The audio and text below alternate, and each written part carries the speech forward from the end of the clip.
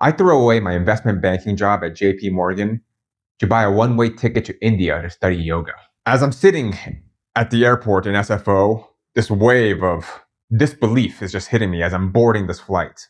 You're probably going through something very similar, where the rational pros and cons list is pointing you in one direction, but your heart is pointing you towards another direction. Let me take you back to New York, 6 weeks into my JP Morgan career. And I remember going to the first weeks of training. They put you in this big auditorium with hundreds of other, fresh eye young graduates ready to conquer the finance world and sell their souls. I remember going to this and just being deeply depressed, being like, I do not. What am I doing here? This used to be my dream, but I don't feel the same anymore. I grew up in a household that very much valued education. My father is a college professor, so we grew up in a comfortable upper middle class home where education was paramount. I did well in school. By the grace of God, I got into Princeton. But getting into Princeton was a culture shock. As someone who was raised in California, going to the East Coast, I was exposed to true wealth for the first time in my life. And this wealth is very subtle.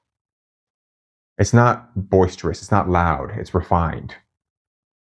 And immediately, I felt a deep sense of insecurity, that I wasn't worthy, that I was less than, because I didn't come from that same background. I didn't come from that same pedigree. My parents weren't fifth generation Princeton alums. I was just kind of figuring this out on my own, shooting from my hip. And rather than kind of sitting with that insecurity, I went on a quest to prove myself and quickly created this narrative that getting into investment banking, getting into high finance was going to be my ticket to predictable financial comfort. And I went through so many different wits ends to make that happen. I remember taking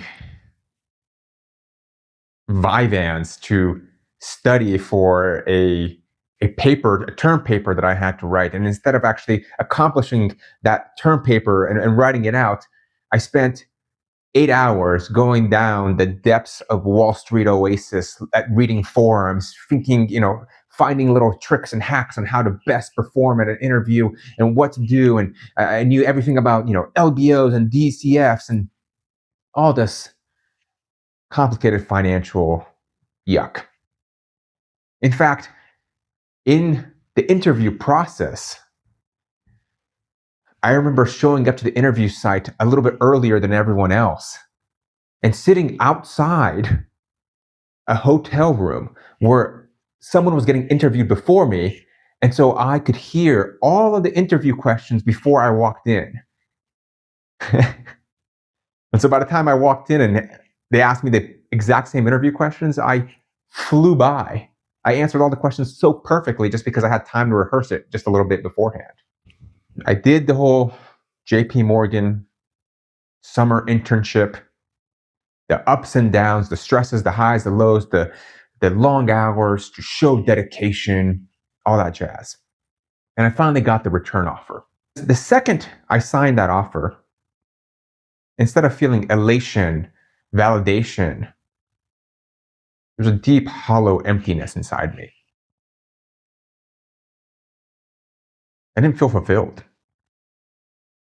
I had this entire year, my senior year, until graduation, where all I had to do was just get a diploma. But I felt empty. I felt like there was something deeply missing in my life. And for the first time, I had the opportunity to sit with that and hear that as opposed to run towards a goal, which I thought was going to fulfill that hole inside. And now, looking back on it, that $10,000 signing bonus essentially is the firm's way to get a deposit on your soul because you're locked in. And then one day, one of my good friends invited me to go to a yoga class with him. And all he said was, there's tons of hot chicks in the yoga class. And I was like, enough said. Hot girls, I don't even know what yoga is. Let's go. And that radically changed my life. I was a very stiff, very neurotic, still am, person.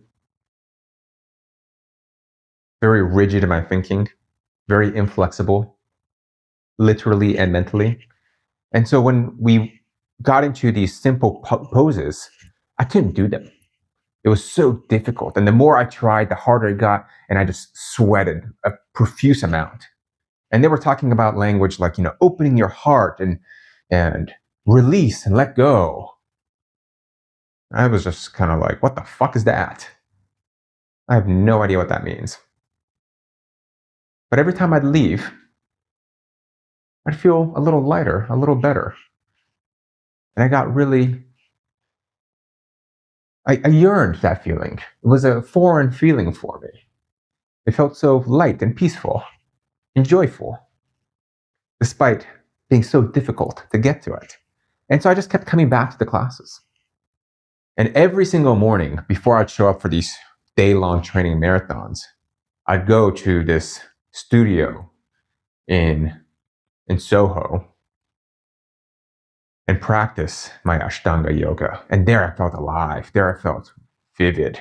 And we were in this room, and I didn't really know anyone, but I just loved the energy of the room. I just felt so alive. So there was this rawness there that I was never going to get in a corporate environment. And that rawness made me feel alive. It made me feel like I had purpose. It made me feel like this cross I'm carrying, this burden I'm carrying is worth it, because those mornings were so, so glorious. So I needed to figure out a way out. I didn't know how.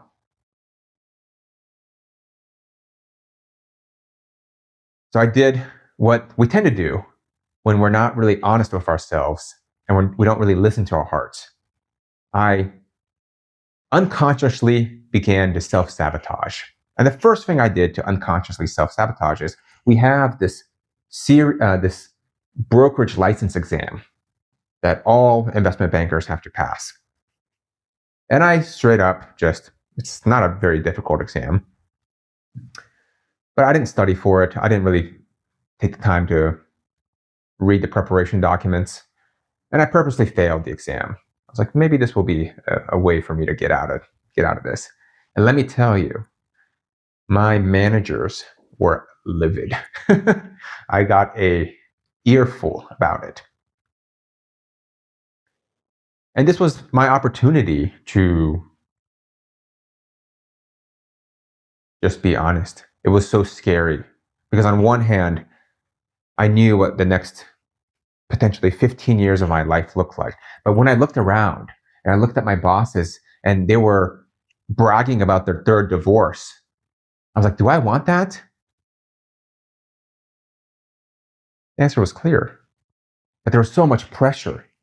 Everyone was telling me how lucky and fortunate I was to have this great career and how my life was going to be fantastic. But I felt totally I didn't feel that. I felt like I was stuck in a prison. So I had a difficult moment where I asked to speak to kind of the head of our department, if you will. And I went to him and I said, listen, Larry, I've got one foot in the door and one foot out the door. I think it's best for the firm if you have someone that's got both feet in the game. And he just kind of looked up and he's like, well, what are you saying? And I told him, I think you know what I'm saying, but I can't necessarily quit because I don't have the 10 grand to pay you guys back. I was so scared. about his reaction. I was so scared about what's he going to say? How is he going to react? What's going to happen next? Was I going to have to go into debt and then go into this yogic path that is obviously not very financially fulfilling?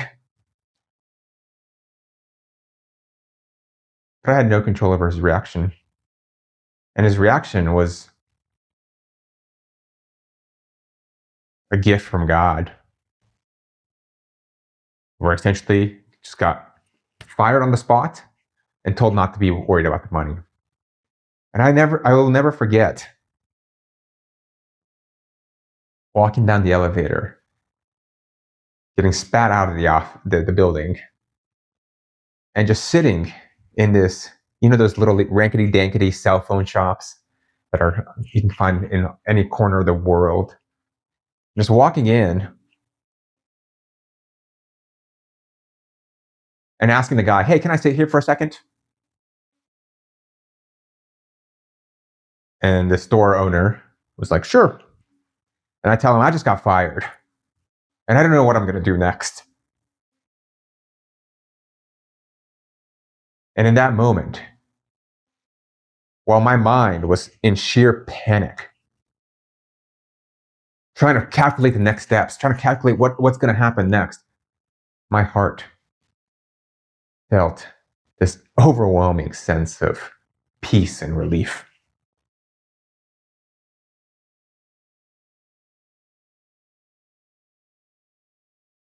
So I urge you, just try to silence your mind and listen to your heart's desire as I share my story of these moments where I've had two different pulls, one that made rational sense and one that made no sense, and how every time I chose the one that made less sense, the rewards were infinitely richer.